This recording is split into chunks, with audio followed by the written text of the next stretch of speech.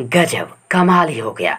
जैसा सोचा था, जैसे चाहे थे, उससे भी बवाल हो गया। जी हाँ friends, trending star hit machine one and only Khesari Lal Yadav ji ने जो अपने ओके सॉन्ग से जितना आशा रखे थे उससे भी अधिक मिल रहा है। बिल्कुल दोस्तों, हिट मशीन खेसारी लाल यादव जी के ओके सॉन्ग ने यूट्यूब पे रिलीज होते ही धूम मचा दिए हैं, धमाल मचा दिए हैं। मतलब ये कि ट्रेंडिंग स्टार खेसारी लाल यादव जी को ओके सॉन्ग पे व्यूज, लाइक, कॉमेंट ऐसे आ रहे हैं मानो प्रशांत महासागर में सुनामी आ रहे हों।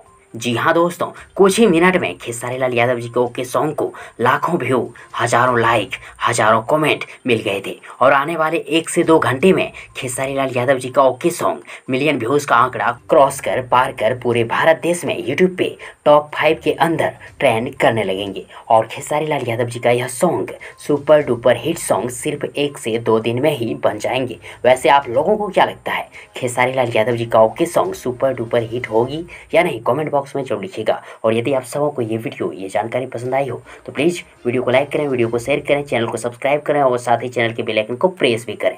थैंक्स। मिलते हैं एक और नई वीडियो लेकर, तब तक के लिए गुड विशेष और गुड लक।